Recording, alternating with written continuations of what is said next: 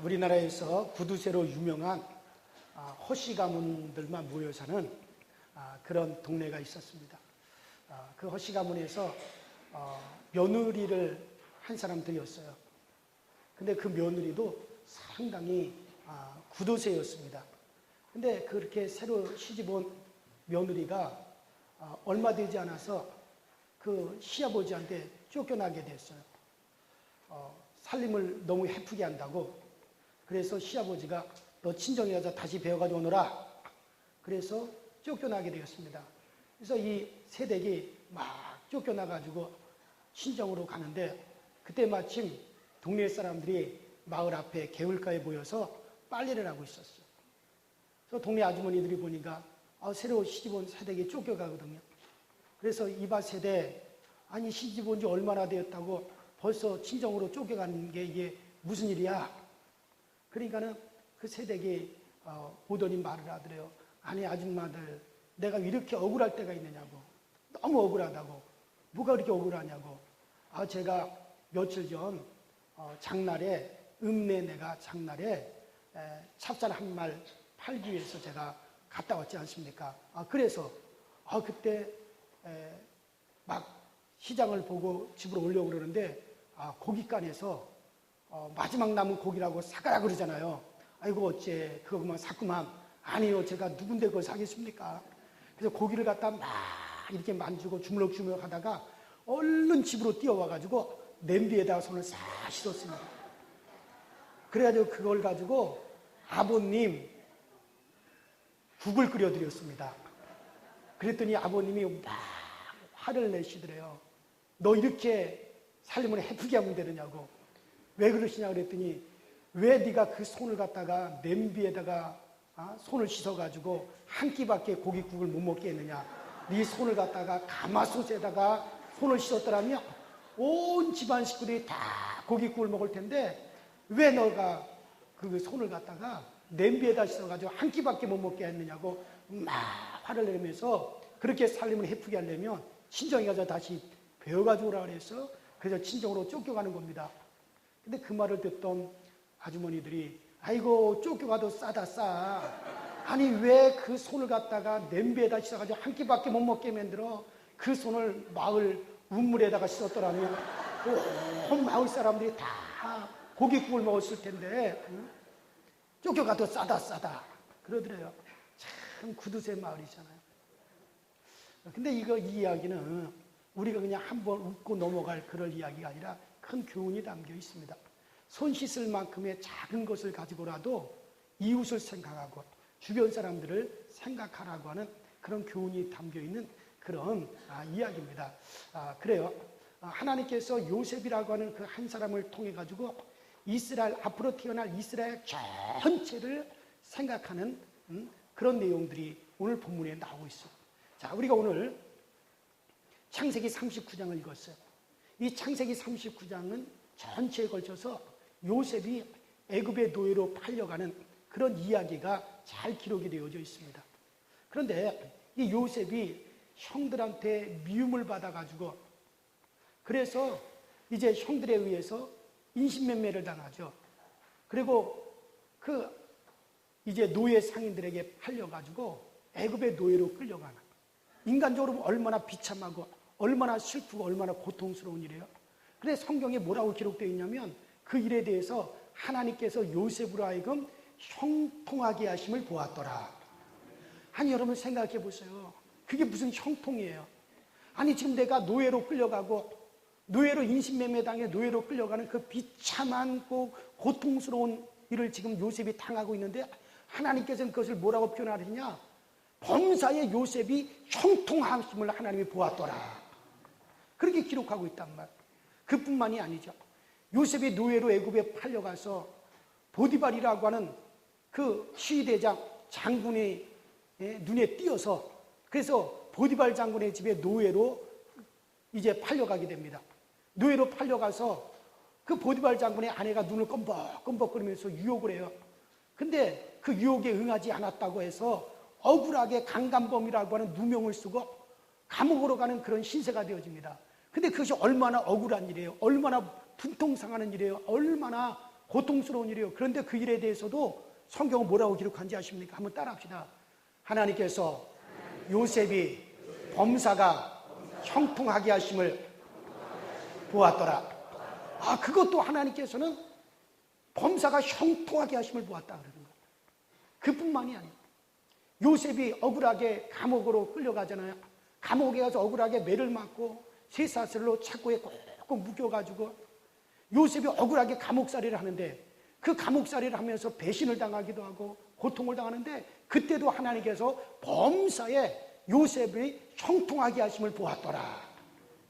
여러분들 억울하게 형들에게 팔려가지고 노예로 팔려가는, 애굽의 노예로 팔려가느니, 억울하게 누명을 쓰고 감옥에 들어가느니, 감옥에서 매를 받고 착고에 타고 고통당하느니, 이걸 인간적으로 눈으로 봤을 땐 얼마나 고통스러운 일이에요. 요셉이 이를 당할 때 얼마나 비참했어요. 그런데 하나님께서는 범사에 바로 요셉이 형통하심을 보았더라. 범사에 그것이 형통하다고 하나님은 그렇게 보는 거예요. 우리가 볼 때는요, 참 인간의 눈으로 보는 거랑 하나님의 눈이 과연 다르구나. 분명한 것은 하나님이 보시는 눈이 다르다라고 하는 거죠. 그래요. 그런데 사실 이것을 알고 보면은 요셉이 지금 애굽의 노예로 팔려가는 것은 그냥 단순하게 노예로 팔려가는 게 아니잖아요. 그 요셉이 애굽의 노예로 팔려가게 됨으로 말미암아 나중에 애굽의 많은 사람들을 이제 구원하게 되고 또 그뿐만 아니라 그 자기 가족 이스라엘 백성들이 7년 동안의 큰 중년으로 다 굶어 죽을 수밖에 없는 그 자기 가족들을 결국에는 이스라엘을 애굽으로 끌어들이게 돼서 자기 가족들을 살릴 뿐만 아니라 그 이스라엘이 애굽에 들어가서 큰 민족으로 수백만 명의 큰 민족으로 불어나게 하게 되고 또 많이 불어난 이스라엘 백성들을 통해서 이 땅에 그리스도 예수께서 태어나는 이 모든 과정들을 이루기 위해서 요셉이 지금 애굽에 팔려가는 그런 거잖아요. 그러니 이게 하나님의 눈으로 볼 때는 요셉이 애굽으로 팔려가는구나. 얼마 안 있으면 감옥에 가겠구나. 그곳에서는 이제 감옥에 가서 신하를 만나게 되고 애굽 왕의 꿈을 해몽해 주어서 얼마 안 있으면 요셉이 애굽의 국무총리가 되어서 많은 사람들을 구원하겠구나. 그러니 요셉의 길이 지금 잘 되어가고 있구나. 요셉의 길이 지금 형통하구나. 하나님께서는 그렇게 보시는 거예요. 그러나 요셉이 지금 막상 애굽의 노예로 팔려가고 있는 이 요셉은 그런 사실을 전혀 모르니 지금 자기가 당하는 일이 비참하고 고통스럽고 억울하고 원한이 맺혀지고 얼마나 그 요셉은 고통스럽겠습니까? 그러나 하나님이 보실 때는 만일에 요셉이 하나님이 보시는 눈으로 자기가 당하는 그 모든 어려움과 고통을 본다면 내가 이렇게 지금 애굽의 노예로 팔려가는 것은 수많은 애굽 사람들이 굶어 죽을 수밖에 없는 그들을 구원하기 위해서 가는구나. 내가 이제 보디발 장군의 집에 내가 팔렸으니 얼마 안 있으면 내가 감옥에 들어가겠고 그러면 거기서 왕을 만나가지고 꿈을 해몽해 주어서 애굽에 내가 국무총리가 되겠구나. 그러면 이스라엘을 애굽으로 끌어들여서 이스라엘이 수백만 명으로 불어나게 되고 그런 말미암아 이제 그리스도께서 그 중에서 이 세상에 오시는 길이 열려지는구나. 이거 모든 것이 너무나 기쁜 일이구나. 잘 되는구나. 요셉이 하나님이 눈으로 본다면 그렇게 자기를 생각할 수가 있겠죠. 그러나 지금 요셉은 그거를 지금 알지 못하니 그가 당하는 일이 얼마나 고통스럽고 얼마나 그의 형편이 지금 처참하겠습니까? 그래 분명한 것이 뭐냐면은 하나님이 보시는 눈이 따로 있다는 것. 누가 보시는 눈? 하나님이 보시는 눈이 따로 있다. 그런데 이것은 요셉이라고 하는 그 한 사람에게만 국한된 게 아니라 여러분과 저도 마찬가지란 말이에요. 예수 안에 있는 우리 모두에게 하나님이 보시는 눈이 따로 있어요. 여러분 내가 나를 볼 때는 내가 정욕이 내 속에 가득 차 있고 내가 나를 볼 땐 내가 보기에도 참 저주스럽고 흉측하고 죄가 많고 내가 하나님 앞에 저주를 받을 수밖에 없는 그런 인간으로 내가 보일 수밖에 없다 할지라도 과연 하나님께서도 그렇게 보시느냐는 얘기야.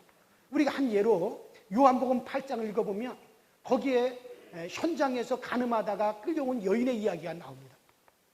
현장에서 간음하다가 잡히게 되면 율법에 의하면 그런 자는 돌로 쳐서 죽이라고 되어 있어요. 그래서 이 여인이 지금 많은 사람들이 있는 공개석상에서 이제 공개 재판을 받기 위해서 이 여인이 지금 바리새인들과 서기관들에게 끌려가지고 나오는 거예요. 그래서 율법에도 그러한 자는 돌로 쳐 죽이라고 나와 있고, 또 바리새인과 서기관도 이런 여자는 당연히 죽어야 된다, 당연히 죽는 것이 당연하다라고 그렇게 생각을 했고, 그리고 이 여인조차도 내가 그런 일을 했으니 내가 죽는 것이 당연하다, 돌에 맞아 죽는 것이 나는 당연하다고 자기도 자기를 그렇게 지금 판단하고 있어요. 그런데 예수님은 어떻게 그 여인을 보셨느냐? 예수님은 그런 여인을 어떻게 보느냐?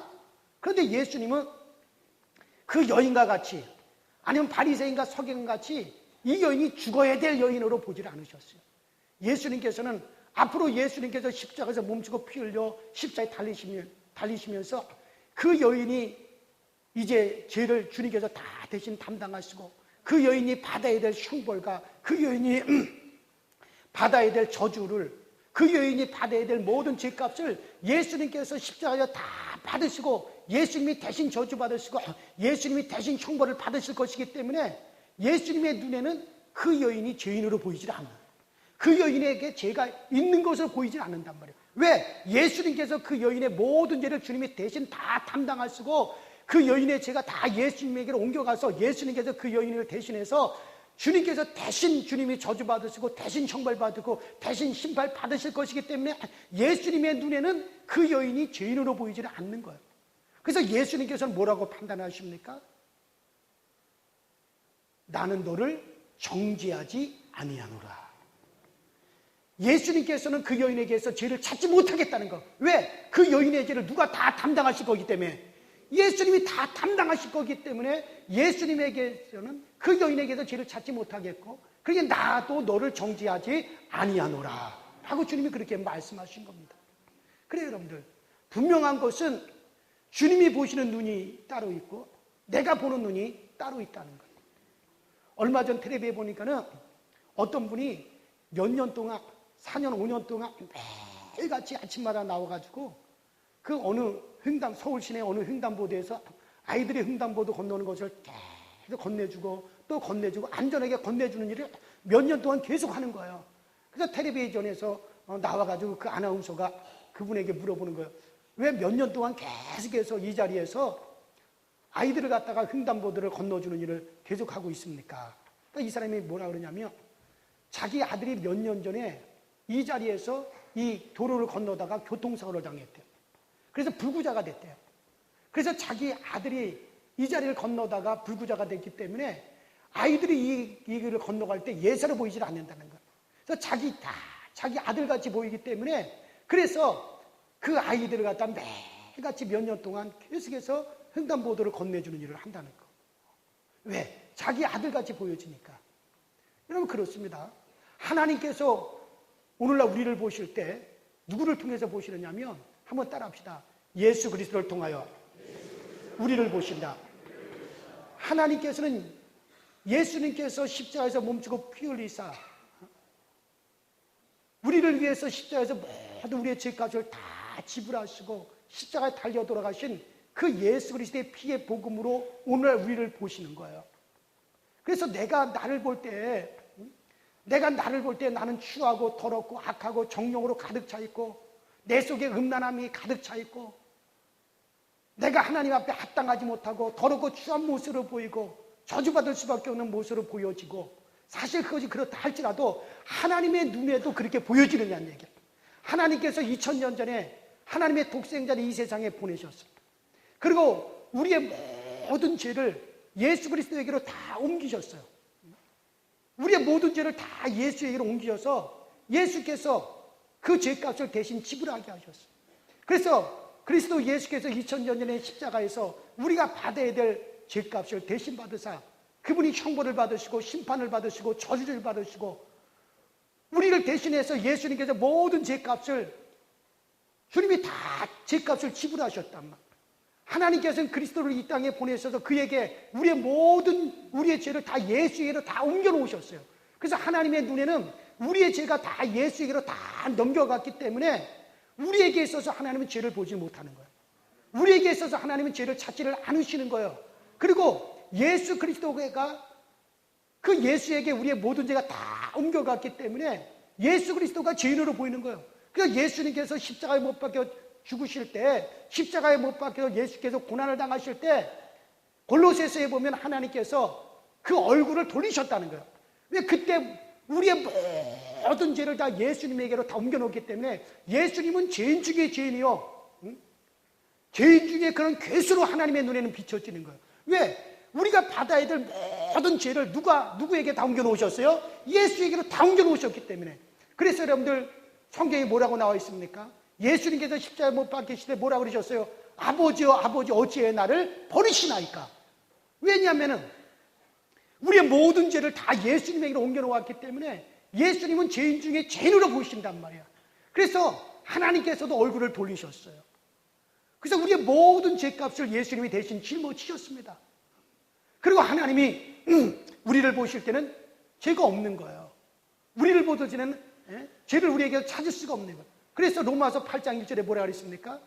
그리스도 예수 안에 있는 자에게는 결코 뭐가 없다고? 정죄함이 없다는 거예요.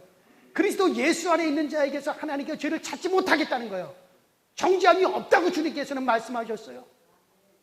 여러분들 성경에 뭐라고 기록되어 있습니까? 하나님께서 우리에게 죄를 영원히 기억하지 아니하신다. 어떻게 하지 아니하신다고요? 영원히 기억하지 아니하시겠다는 거예요. 우리에게서 죄를 찾지 않으시겠다는 거예요. 죄를 찾지 못하겠다는 거예요. 왜? 실제로 하나님의 눈에는 우리의 모든 죄가 다 예수님에게로 넘어갔고 그 죄값으로 예수님께서 이미 다 그 죄값으로 심판을 받고 형벌을 받고 저주를 다 받으셨기 때문에 우리에게서 죄를 찾지 아니하시고 우리의 죄를 영원히 기억하지 아니하시겠다는 거예요. 여러분 우리는 망각의 능력이 없어요. 내가 기억하지 말아야지 그러지만 얼마 있다 또 기억이 나요. 우리는 망각의 능력이 없어요. 우리 인간들은. 그러나 하나님은 전능하시기 때문에 하나님은 망각의 능력이 있으세요. 내가 너희의 죄를 기억하지 아니하신다 그러면 이게 빈말이 아니에요. 정말 하나님의 기억에 싹 지워지고 없단 말이에요. 하나님이 거짓말하는 분이 아니잖아요. 영원히 내가 너희들의 죄를 기억하지 아니한다. 정말 하나님은 망각의 능력이 있어서 하나님에게서 우리의 모든 죄에 대한 기억을 하나님은 싹 지워버렸거든요. 그래서 실제로 하나님에게는 기억이 없어요. 다만 우리의 기억에 있을 뿐이지. 그래서 하나님께서는 정말 우리에게서 죄를 찾지 아니하시는 거예요. 그래서 하나님의 눈에는 여러분들이 깨끗해 보이고 여러분들이 거룩하게 보이고 여러분들이 의롭게 보여진다는 말이에요. 이게 믿음이거든요. 여러분들 미국의 유명한 토크쇼의 진행자였던 윈프리 오프라라고 하는 여인이 있어요. 이 윈프리라고 하는 이 여인은 사생아로 태어났어요. 자기 어머니가 흑인들에게 강간을 당해가지고 자기를 사생아로 낳았어요. 그래서 그는 할머니, 할아버지 손에 의해서 키워졌어요. 그리고 이 윈프리라고 하는 이 여인은 자기가 커가면서 자기 어머니와 똑같이 그도 많은 남자들에게 강간을 당했어요. 그리고 마약 중독자가 되었어요. 알코올 중독자가 되었어요. 이 남자 저 남자 여러 남자들이랑 그렇게 어울려가면서 그렇게 살았어요. 자기가 자기를 볼 때도 추하고 더럽고 쓰레기 같은 인생이었고 많은 사람들이 바로 버려진 여자, 쓰레기 같은 여자, 더러운 여자로 그렇게 취급을 당했어요. 그렇게 인생을 그렇게 살아가던 이 여자가 어느 날 예수님을 만납니다. 예수님을 만나면서 하나님께서 그리스도를 우리에게 보내주셔서 예수께서 우리를 위해서 무엇을 해주셨는가를 이 여인이 깨달았어요. 바로 우리의 추하고 더럽고 악한 우리의 모든 죄를 예수님께서 대신 다 예수님에게로 하나님은 다 옮겨놓으시고 그리스도께서 우리의 모든 받아야 될 우리의 죄값을 주님이 다 받으사 하나님의 아들 이 땅에 오셔 십자가에 몸지고 피 흘려 죽으셨다. 그러므로 하나님께서 내 모든 죄를 다 예수에게로 다 옮겨놓으셨기 때문에 하나님은 나에게서 죄를 찾지 못하시는구나. 하나님의 눈에는 나를 깨끗하게 보시는구나. 하나님은 나를 갖다 의롭게 보시는구나. 하나님은 나를 갖다가 내게 있어서 하나님은 죄를 찾지 아니하시고 나를 깨끗한 여자로 거룩한 여자로 보시는구나. 이 여인이 그걸 발견하는 거예요. 그래서 하나님이 나를 그렇게 판단한다면 하나님이 나를 그렇게 보신다면 나는 그런 여자다. 그러면서 이 여자가 이 윈프리라는 여인이 새로운 출발을 해요. 열심히 신앙생활하며 기도하면서 그러면서 교회 목사님이 사준 책을 보고 그리고 도와주는 거를 통해 가지고 학교를 다니고, 그래서 이 여인이 미국에서 토크쇼의 진행자가 됩니다. 근데 그 토크쇼가 얼마나 인기가 있는지 미국의 시청률이 70%, 80%까지. 미국 사람들이 다 볼 뿐만 아니라 전 세계 107개 국가로 그것이 생중계가 되고 중계가 돼요. 우리나라에서도 계속해서 그것이 중계가 되었어요. 우리나라에서도 윈프리 토크쇼를 한동안 계속 나왔죠. 전 세계 107개 국에서 그것을 봅니다. 얼마나 그것이 인기가 있는지, 윈프리라고 하는 이 여인이 얼마나 인기가 있는지요. 이 여인이 한번 옷을 딱 입고 나와가지고 토크쇼를 진행하잖아요. 그러면 그 다음 주에 그 옷은 전 세계 패션이 돼버려요. 전 세계에서 최신 패션이 돼버립니다. 이 여인이 토크쇼에 나와가지고 제가 며칠 전에 이러이러한 책을 읽었는데 이 책에 이러이러한 내용이 기록되어 있습니다. 그러면 그 다음 주에 전 세계의 베스트셀러가 됩니다. 그 책이. 이 윈프리라고 하는 여인이 토크쇼를 진행하다가 맥도날드 햄버거가 이게 뭔가 좀 문제가 있고 잘못됐다. 그 한마디 딱 하는 바람에 맥도날드가 완전히 망하게 돼버렸었어요. 한때. 이 여인이 미국의 대통령 선거가 있을 때 나는 오바마 후보가 참 마음에 들어요. 그 말 한마디 한 것 때문에 오바마가 완전히 저 밑에 있다가 갑자기 반등이 돼가지고 그래가지고 미국의 대통령이 되었어.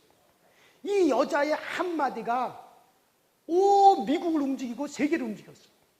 그 여인. 그래서 전 세계에서 전 세계에 영향력을 주는 10사람 중에 한 사람이 바로 이 윈프리라고, 윈프리 오프라인지 오프라 윈프리인지 나도 헷갈려요. 하루 이 여인이 전 세계에 영향력을 주는 최고의 여인이 되었어.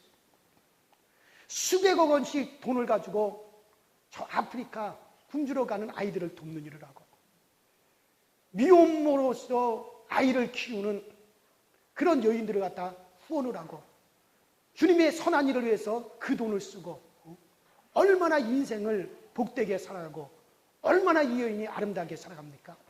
그것의 처음 시작이 어디였느냐?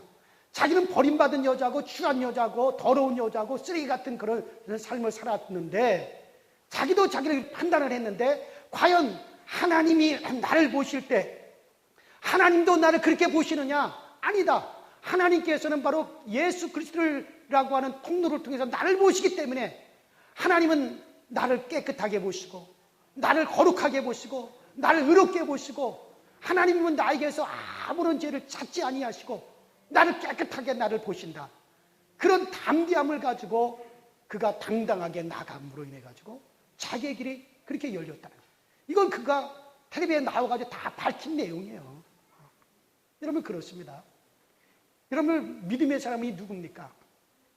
하나님께서 나를 보시는 시야로 나를 볼 수 있는 사람이 믿음의 사람. 어떤 사람은 하나님, 나는 죄인입니다. 나는 추합니다. 나는 더럽습니다. 나는 악합니다. 나는 하나님 앞에 죄인이라 얼굴을 들 수 없는 그런 사람입니다. 그렇게 하면 그 사람은 겸손하다. 그 사람이 정말 하나님 앞에 정직하고 믿음이 좋다. 천만에요. 너는 하나도 믿음이 없는 사람이로구나. 왜냐하면 이미 하나님께서 우리의 모든 죄를 다 예수 그리스도에게로 다 옮겨놓으셨고, 하나님께서 우리에게서 받으셔야 될 모든 죄값을 예수에게서 받으시고, 우리를 심판해야 될, 우리를 형벌해야 될 것을 다 예수를 다 형벌하심으로 하나님께서 우리의 모든 죄를 예수 그리스도에게로 다 옮겨놓으시고, 나는 너희를 정죄하지 아니할 것이고 나는 영원히 너희들의 죄를 기억하지 아니하겠다고 하나님이 선포했는데도 불구하고, 아닙니다, 나는 죄가 많습니다. 아닙니다, 나는 죄인입니다. 아닙니다, 나는 더럽습니다. 나는 악합니다. 그러면 그것이 믿음이 좋은 줄 아십니까? 믿음이 없는 자 중에서도 아주 상으로 믿음이 없는 사람이에요. 우리는 하나님이 그렇다면 그런 줄을 믿으시기 바랍니다. 하나님. 그래요, 여러분들. 오늘 이 요새